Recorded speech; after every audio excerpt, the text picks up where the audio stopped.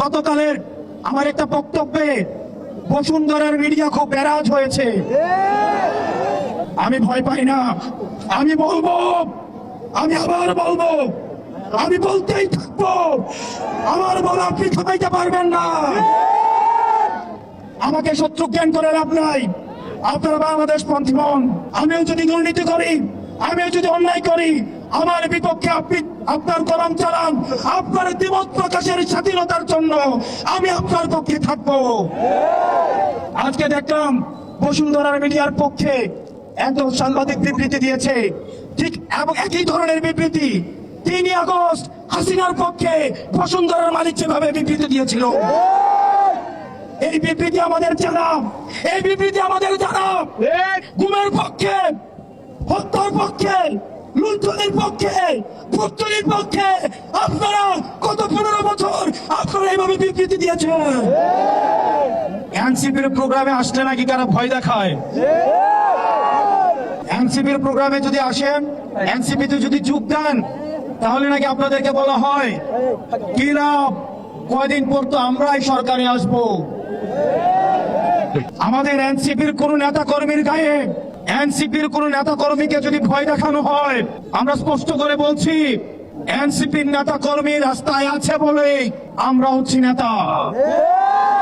সুতরাং আমার এনসিপির প্রান্তিক পর্যায় থেকে শুরু করে উপজেলা ইউনিট, জেলা ইউনিট এবং আমাদের সেন্ট্রালের প্রত্যেকটা নেতা কর্মীর জন্য আমরা প্রত্যেকেই জীবন দিতে প্রস্তুত।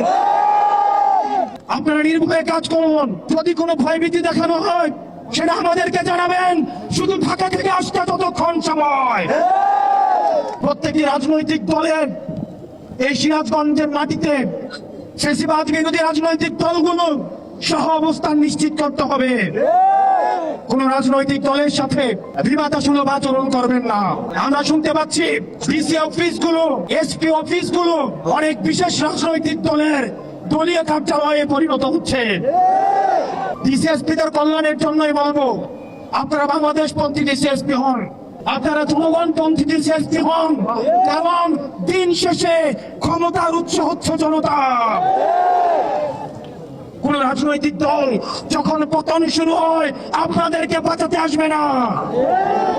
দিল্লি থেকে মাদার অফ টেরর এখন আপনাদেরকে বাঁচাইতে আসে না। আমরা ডিবি হারুনের শাসন দেখেছি, আমরা বিপ্লবের শাসন দেখেছি, আমরা হাবিবের শাসন দেখেছি, আমরা বেনজিরের শাসন দেখেছি। আপনারা বেনজির হয়েন না, আপনারা বিপ্লব হয়েন না, আপনারা ডিবি হারুন হয়েন না। কারণ আবাবিল পাখির মতো একটা না একটা নাইট সার্জিস আবার রাস্তায় নেমে আসবে। প্রিয় সিরাজগঞ্জবাসী, সারা বাংলাদেশ 5 তারিখ স্বাধীন হয়েছে, কিন্তু সিরাজগঞ্জ স্বাধীন হয়েছে 4 তারিখ। এই সংস্কার কার্যক্রম অব্যাহত রাখার ক্ষেত্রে আপনাদের দায়ভার রয়েছে। দাড়ি টুপিওয়ালা ভাই, আমার দাদাদেরকে বলছি, আপনারা বিগত রাজনীতিবিদদের দেখেছেন প্রতিশ্রুতির ফুলছড়ি। আমাদের মা বোনদের বলছি, স্কুল পড়ুয়া শিক্ষার্থীদেরকে বলছি, আপনাদের ভবিষ্যৎ সামনে পড়ে রয়েছে। যোগ্যতা দেখে, সততা দেখে, বাংলাদেশের প্রতি সমর্থন দেখে আপনারা পরবর্তীতে আপনারা হচ্ছে নেতৃত্ব নির্বাচন করবেন।